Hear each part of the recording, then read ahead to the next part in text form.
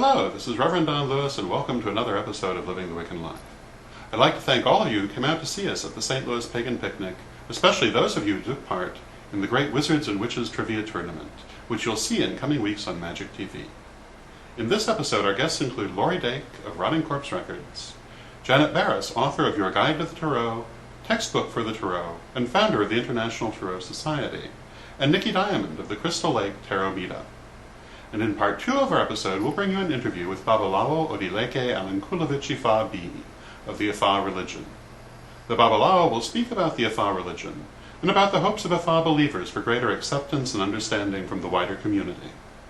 I'm sure you'll enjoy this episode. Well, my name is Lori Dake. I'm here from Chicago. I help my husband run Rotting Corpse Records. It's basically a site based on metal genre, but there's a wide variety of metal music. Everything from, the really extreme Black Death, gore grind, that sort of thing. But also, we do really like to lean back into our pagan roots, including bands like Earn, which are doing extremely well, and they're working on their upcoming album, which I believe is called Scribings of a Forgotten Soul. How did you come up with the name Rotting Corpse Records? Well, my husband, he always got into like the old school zombie movies, good old Romero, right? Yeah. And, it's kind of interesting because, the whole death genre, it just really works with metal bands, because if you look into a lot of the lyrics, it is based on those good old classic horror movies. I mean, look at the band, Rob Zombie, when he started White Zombie. That's from a 1930s movie. I believe it was Bela Lugosi. It was. Yeah. So, it's really not that far-fetched of an idea. And not only that, well, it raises a few eyebrows, which sells a few more albums. Yeah. So you're here at the Echo Picnic? Yes. And are you enjoying it? Oh, absolutely. It's always nice to get back with a lot of people I haven't seen in a while. And of course, I get to meet a few new faces, and it's good when you get to work with the two, because it's like you get a new perspective on some old topics, and some different vibe of energy as well. You like, and it's like, I tell you, my favorite is when I see little kids. As you know, I used to work with children here in the city, and I am a mom at heart, and it was like the little boy earlier, he was just really getting into drumming and stuff, and you can tell that's how he was raised, and it wasn't just oh God, what's going on here? It's really, really interesting to see the second and even third generation folks getting together, like I said, adding some new faces to the crowd. How long have you been coming to the picnic? Well, it's a few years. The first time I came was about 4 years back. And it was kind of like today as far as weather, almost stunningly perfect. This is a little bit smaller this year around, which kind of surprised me, considering that it's so nice out. But then again, I mean, with the economy the way it is, people are taking up on those offers of working on a Saturday, unfortunately. Yeah. Stimulus package didn't help as much as they said it did. Let's just put it that way. What would you like to see for the picnic in the future? I'd like, again, I like it when you get the new school, old school getting together. I like the fact that, there a little bit of diversity. I would like to see more of that, especially because, it's a little getting on the standard of the Wiccan Celtic theme going on, and one gentleman that was earlier that focuses on the chaos magic, he was speaking of Sonaria and sort of things. I like it when the heathen crowd comes in, the druid crowd comes in. I really like it when you get a lot of heads together and just chilling, because it's like when you're in a relaxed environment, it really, really helps to buffer some of the heavier topics. If people wanted to learn more about Rotting Corpse Records, where would you send them? RottingCorpseRecords.com. We also we're on eBay, Rotting Corpse Records distribution. We also have our own distro site as well, rottingdistro.com. And of course, MySpace. You know, gotta love the kids on MySpace. It's myspace.com/RottingCorpseRecords. Very cool. Thank you. All right, thank you. Hi, I'm Janet Berres. Nicole Diamond. Hi. And would you like to say a few words about where we are? We're at a pagan picnic. We're at the Echo Pagan Picnic. North side of Chicago. Bunch of pagans getting together. It's lovely. Right. No rain. We pagans know how to pick it. That's right. And you've been coming to this event for how long? Well, I think I was at the very first one, and so I don't know how long that's been. This is my first time Right. to the picnic. It's lovely. Everybody's really friendly. At least 10, 15 years. I mean, It's been going since... on for many years. Right. It could be 20 years even. Who Really? knows? It's beautiful. A lot of very friendly people. And I remember when the pagan leadership conferences were happening in Chicago around the same You had time. a lot to do with us. Yes, yes. She's a leader. That's why Nikki's standing here That's to right. say nice things. I've been led. Would you like to say a little bit about your book? Yes, I'm the author of Your Guide to the Tarot, which is included in Tarot Kit for Beginners, published by LWL. And in this book, I tell people this is everything I know is in this book, okay? So if you read it, you're as It smart would be as an me. encyclopedia if that was true.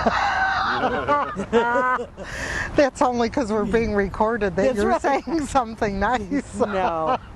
No, it's a wonderful book. No, it's good.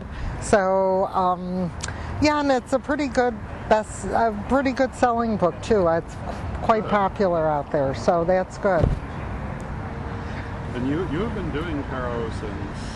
Over 30 years. I say I started very young. I was only like 2 or 3 when I picked up my first deck. But I'm going to keep messing with the wind in my hair. It's not easy. My butterfly. It's not easy being a pagan with a highly developed Venus having to be outdoors. So, yeah, the book is doing quite well. More and more people doing tarot. I do a Right. tarot meetup group up in McHenry County, up in Crystal Lake. Second Sunday Yeah, of the month. It'll be a year. Our next month will be a year. People love her tarot It's meetup very group. fun. A lot of people that know nothing about it and are just interested, and people that read professionally, and all in between. It's fun. So the meetup's a good way to find like-minded people. If someone wanted to come to the meetup, how would they get more information? You can go on to meetup.com and put in tarot, and if you're in the area, you put in your area code, and it'll show you local meetings. There's many of them.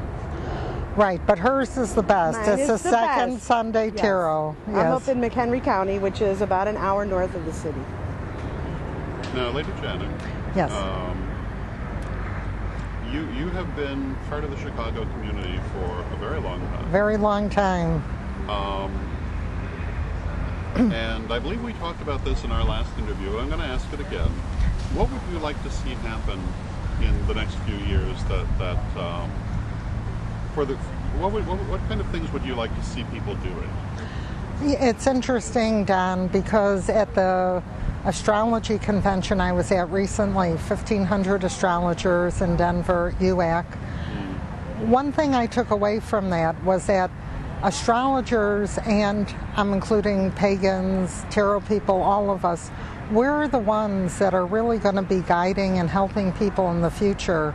I mean, I think our professions or whatever we love is coming back into favor and will continue, because when we live in difficult times, people need help with what's going on. So I mean, I would, of course, I've always wanted to see a unified pagan community, and in Chicago, that's like an oxymoron, you know, it's like an impossibility, right?